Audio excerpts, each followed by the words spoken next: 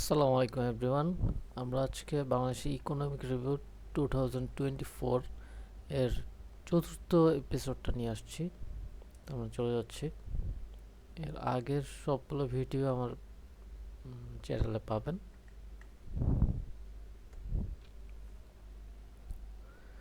আমরা আজকে দ্বিতীয় অধ্যায় নিয়ে আলোচনা করব দেশজ উৎপাদ, সঞ্চয় ও বিনিয়োগ। বাংলাদেশের অর্থনীতি বৈশ্বিক মহামারী কোভিড-19 প্রভাব কাটিয়ে ঘুরে দাঁড়িয়েছে। 2019-20 অর্থবছরে জিডিপি প্রবৃদ্ধি কোভিড পূর্ব 2018-19 অর্থবছরের 7.88% থেকে হ্রাস পেয়ে 3.45% দাঁড়ায়। পরবর্তী 2020-21 এবং 21-22 অর্থবছরের প্রবৃদ্ধি 6.94 এবং 7.10% উন্নীত হয়। কিন্তু রাশিয়া ইউক্রেন সংকটের কারণে 2022-23 অর্থবছরে অর্থনীতির প্রবৃদ্ধি কিছুটা বাধাগ্রস্ত হয়। সাময়িক হিসাব অনুযায়ী চলতি 2023-24 অর্থবছরে জিডিপি প্রবৃদ্ধি অর্জিত হবে 5.82%। এ সময়ে মাথাপিছু জিডিপি ও মাথাপিছু জাতীয় আয় দাঁড়াবে যথাক্রমে $2,675 মার্কিন ডলার এবং $2,784 মার্কিন ডলার। গত 2022-23 অর্থবছরের চূড়ান্ত হিসাব অনুযায়ী মাথাপিছু জিডিপি ও মাথাপিছু জাতীয় আয় ছিল যথাক্রমে $2,643 মার্কিন ডলার এবং $2,749 মার্কিন ডলার। 2021-22 অর্থবছরে কৃষি খাতের প্রবৃদ্ধি ছিল 3.05%, যা 2022-23 অর্থবছরে দাঁড়িয়েছে 3.37%। সাময়িক হিসাব অনুযায়ী 2023-24 অর্থবছরে কৃষি খাতের প্রবৃদ্ধি দাঁড়াবে 3.21%। শিল্প খাতে 21-22 অর্থবছরের প্রবৃদ্ধি ছিল 9.82%, যা 2022-23 অর্থবছরে হ্রাস পেয়ে 8.37% দাঁড়ায়। চলতি অর্থবছরে শিল্প খাতের প্রবৃদ্ধি প্রাক্কলন ধরা হয়েছে 6.66%। সেবা খাতের প্রবৃদ্ধি 2021-22 অর্থবছরে 6.26% থেকে 2022-23 অর্থবছরে হ্রাস পেয়ে দাঁড়ায় 5.37%, যা চলতি 2023-24 অর্থবছরে 2022-23 অর্থবছর থেকে 0.43% পয়েন্ট বৃদ্ধি পেয়ে 5.80% দাঁড়াবে। চলতি 2023-24 অর্থবছরে সাময়িক হিসাব অনুযায়ী বৃহৎ কৃষি, শিল্প ও সেবা খাতের অবদান দাঁড়াবে যথাক্রমে 11.37%, 35.90% ও 52.72%, যা 2022-23 অর্থবছরে ছিল 11.38%, 35.77% এবং 52.85%। সাময়িক হিসাবে 2023-24 অর্থবছরে ভোগ ব্যয়ের পরিমাণ দাঁড়িয়েছে জিডিপির 72.39%, যা 2022-23 অর্থবছরের তুলনায় হ্রাস পেয়েছে। 2021-22 এবং 22-23 অর্থবছরে ভোগ ব্যয় ছিল যথাক্রমে 74.78% ও 24.24%।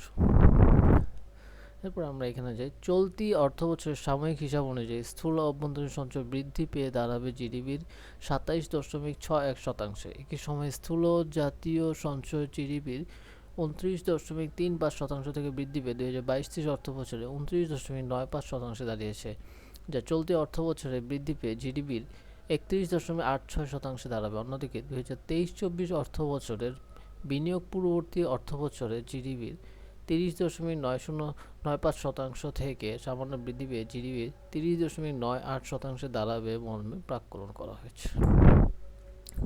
বেসিক আলোচনা। এখন আমরা অর্থনৈতিক প্রবৃদ্ধি। বাংলাদেশের অর্থনীতি বৈশ্বিক মহামারী কোভিড-19 প্রভাব কাটিয়ে ঘুরে দাঁড়াতে সক্ষম হয়েছে। বিবিএস-এর হিসাব অনুযায়ী 2018-19 অর্থবছরে জিডিপির প্রবৃদ্ধি অর্জিত হয় 7.88%, যা কোভিডকালীন সময়ে 2019-20 অর্থবছরে হ্রাস পেয়ে 3.45% দাঁড়ায়। পরবর্তী 2021-22 এবং 2020-21 এবং 21-22 অর্থবছরের প্রবৃদ্ধি 6.94 এবং 7.10% উন্নীত হয়। কিন্তু ইউক্রেন রাশিয়া সংকটের কারণে 2022-23 অর্থবছরে অর্থনৈতিক প্রবৃদ্ধি কিছুটা বাধাগ্রস্ত হয়। সাময়িক হিসাব অনুযায়ী চলতি 2023-24 অর্থবছরে জিডিপি প্রবৃদ্ধি অর্জিত হবে 5.82%। এই লাইনটি সবচেয়ে বেশি ইম্পর্টেন্ট।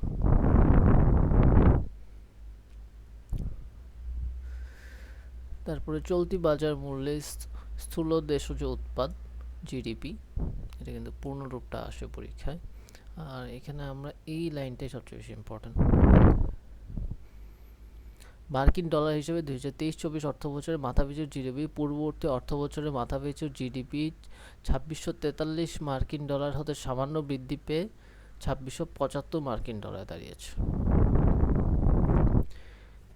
এ সময় মাথাপিছু জাতীয় আয় দাঁড়িয়েছে 2784 মার্কিন ডলার, যা পূর্ববর্তী অর্থবছরে ছিল 2749 মার্কিন ডলার।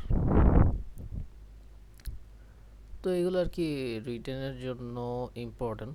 তো আমরা এরকম দুটো ধরেন 2022-23 এবং 23-24 এই দুইটা ডাটা যদি কেউ মনে রাখতে পারে তাহলেই ভালো। জিডিপি, জিএনআই, জনসংখ্যা, মাথাপিছু জিডিপি, মাথাপিছু জিএনআই, মাথাপিছু যেটা হচ্ছে মার্কিন ডলারে, এবং মাথাপিছু জিএনআই এটা মার্কিন ডলারে। এইগুলো এই দুইটা বেশি ইম্পর্টেন্ট। আর জনসংখ্যাটা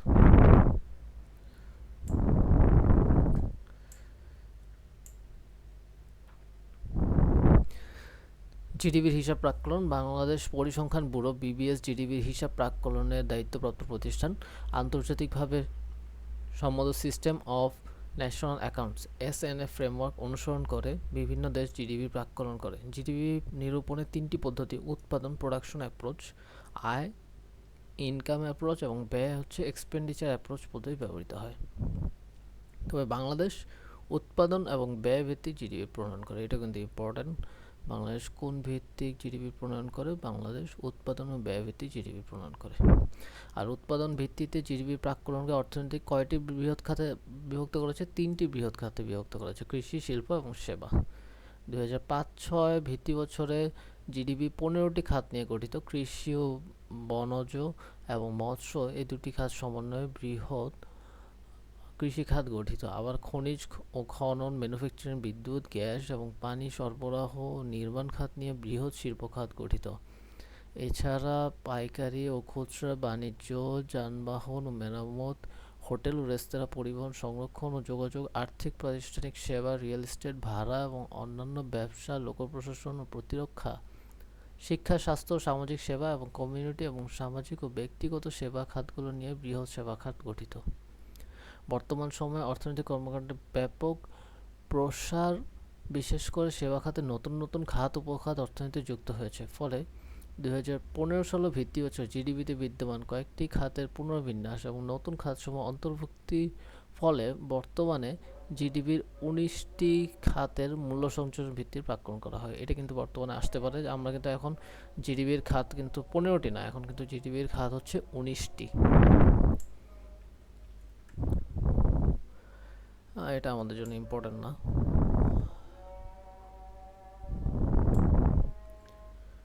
এটা আমাদের জন্য ইম্পর্টেন্ট না, এই ডাটাগুলো, এগুলো আসলে মনে রাখা সম্ভব না।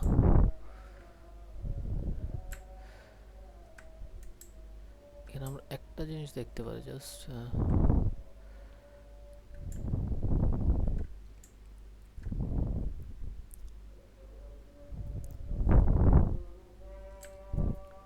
প্রবৃদ্ধির হারটা খালি আমরা দেখতে পারি,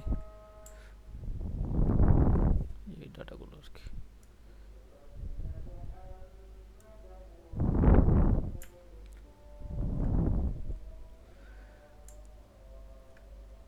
তারপরে এখানে জিডিপির খাতওয়ারি প্রবৃদ্ধির হার, এখানে কৃষি, শিল্প এবং সেবা।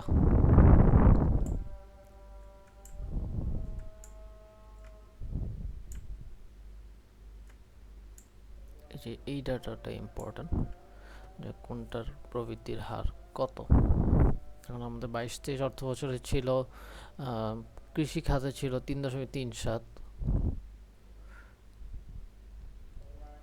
তারপরে এখানে শিল্প খাতে ছিল 8.37 এবং সেবা খাতে ছিল 5.37, যেখানে আলটিমেটলি জিডিপি ছিল 5.78। এখানে 2023-24 অর্থ বছরে হবে 3.21, সেটা হচ্ছে কৃষি খাতে প্রবৃদ্ধির হার। শিল্প খাতে হচ্ছে 6.66 এবং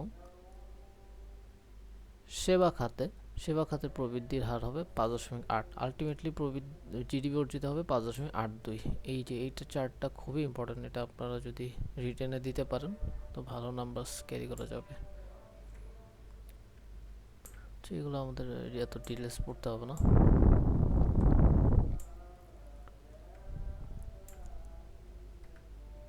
এগুলোর প্রয়োজন নেই, এগুলো আমাদের জন্য ইম্পর্টেন্ট না। যেগুলো প্রয়োজন সেগুলো আমি দেখছি। হ্যাঁ, এটা ইম্পর্টেন্ট। স্থির মূল্য জিডিপিতে খাতসমূহের অবদান কাঠামোগত পরিবর্তনের ধারা, যেখানে কৃষি খাতে হচ্ছে 11.02%, শিল্প খাতে হচ্ছে 37.95%, এবং সেবা খাতে হচ্ছে 51.04%। এবং 2022-23 অর্থ বছরে ছিল, যেখানে কৃষি খাতে ছিল 11.3, শিল্প খাতে ছিল 37.65 এবং সেবা খাতে ছিল 51.05। এটা খুবই ইম্পর্ট্যান্ট। এই দুইটা ডাটা যদি মনে রাখা যায় তাহলে খুবই ইম্পর্ট্যান্ট। আর কেউ যদি পারেন একদম ফার্স্টে, এবং যেহেতু আওয়ামী লীগ সরকার 2009 সালে ক্ষমতায় এসেছে, 10-11টা যদি দিতে পারেন সেটা খুবই ভালো হবে। এগুলো আর প্রয়োজন নেই।